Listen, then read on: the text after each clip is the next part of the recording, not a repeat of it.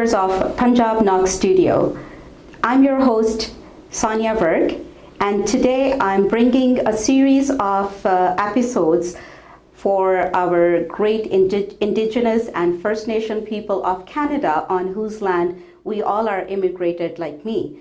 So today we have with me Michelle Robertson, who is a Satudene. Well, welcome Michelle to our studio, and thank you for taking out time from your busy schedule. I'm really honored to be here. Thank you, Sonia, for asking me to come.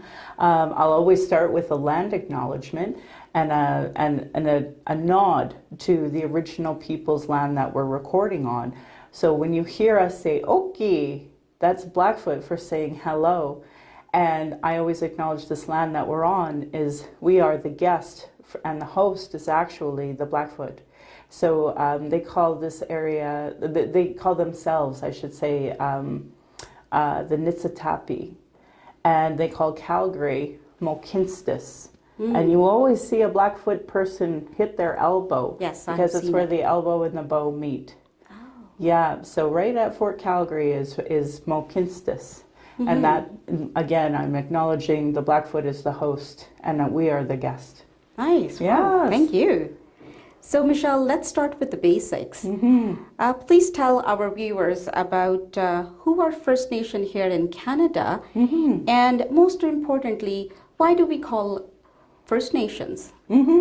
So First Nations was a term. So first, we have to acknowledge we're speaking English. And that within itself is part of the reason why we've had to create these terms. Because English was imposed on these lands. You and I actually should be speaking Blackfoot because we're in Blackfoot territory. Yes. But because we're speaking English, all of the folks that are indigenous, the first peoples across this land, had to come with English terminology to help English-speaking people understand. So the term First Nation is to acknowledge that the original people that were here long before colonization, these are the first people, the original people, and the Nitsitapi means the original people in Blackfoot.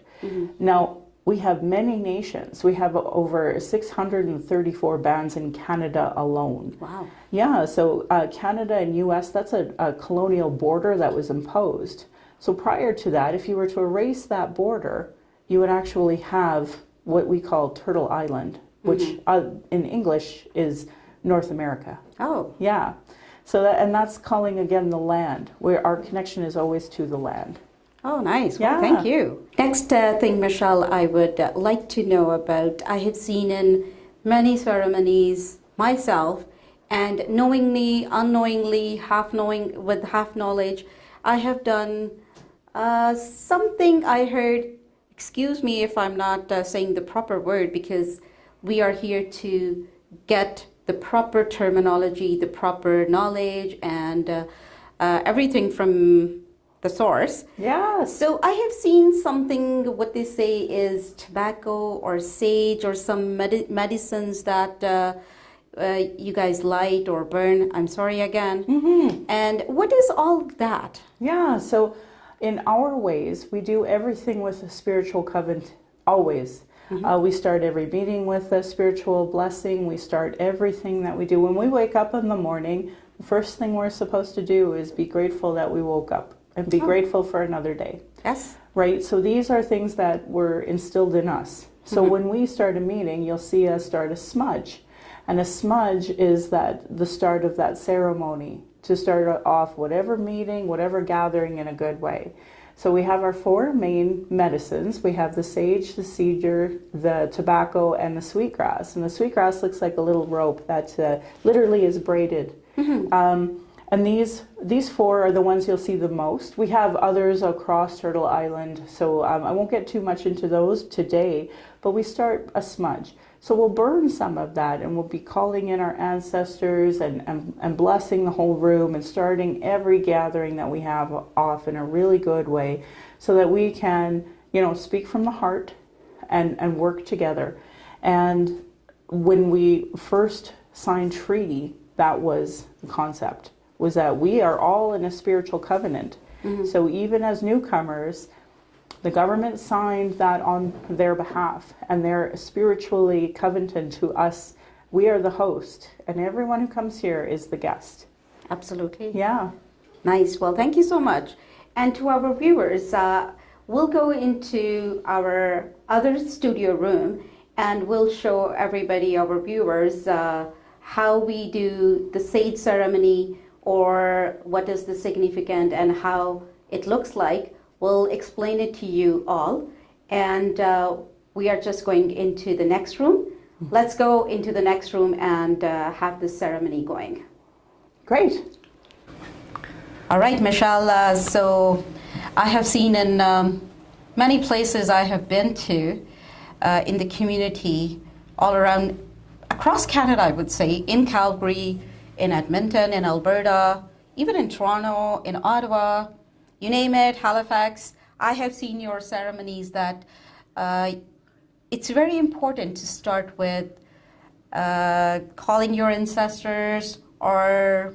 Yeah, and that's what we're talking about today. When we talk about a smudge, and when, like, this is the loose tobacco I was telling you about. So sometimes you would give that to an elder or an indigenous person to do a land acknowledgement. Mm-hmm. So what I have here is my smudge kit, and I always put it on my leather because it can get really hot. Oh. Yep.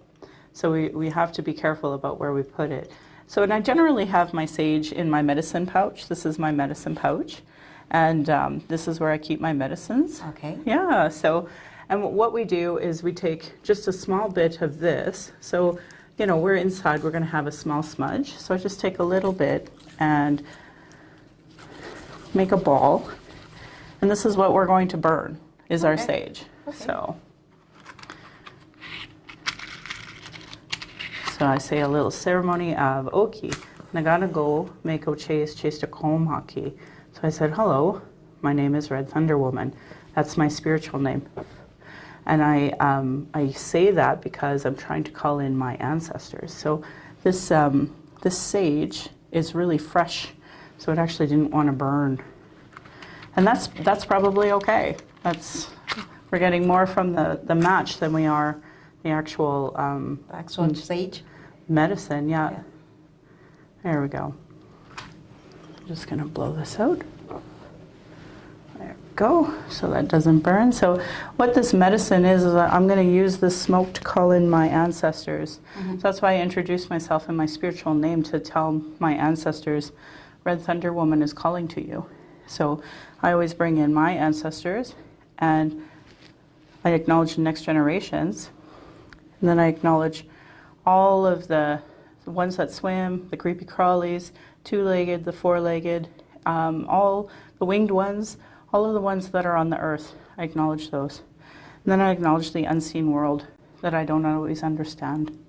And then I clear my mind of negative thoughts. I see good things. I speak good things. I hear good things. I say good things. I have a heart issue, so I always put a little extra on my heart. Then I smudge off any negative thoughts that I might have, the tar that builds up. And then I offer you to do the same, where you call in your ancestors. Sure. Call in your ancestors, acknowledge the next generation, acknowledge all of the earth. There you go. And usually we do finish with our heart by saying thank you. So you basically did that quite well. Oh, thank you. Yeah, so anybody who might be in the room, we have just called in their ancestors. And so now it's really filled in here with a whole lot of people, but they're listening to us. Oh. So when I speak, they hear what I'm saying. And they help me say the good things that need to be said. And same with your ancestors. So this is a spiritual covenant and reciprocation of, you know, understanding each other as brothers, sisters, and human beings, and coming together in that spiritual way. Oh, well, thank you so much. Now I know the significance of, the sage and the medicine. Well, thank you so much. I never knew that. Yeah. Although I have done so many times, Yep. but not knowing what I'm doing. And because there's so many different nations, a lot of the different nations will tell you in a different way, but there's no wrong way to smudge. Okay. And it doesn't negate any other beliefs. So if you're a Sikh, or if you are Catholic, or if you're Jewish, like, it doesn't negate anybody else's religions. It adds to it. Nice. Well, thank you so much. Thank you. I'm honored. Thank you. Yeah, and just about done. So, viewers, we just saw the sage ceremony, how it's light up, and what it includes.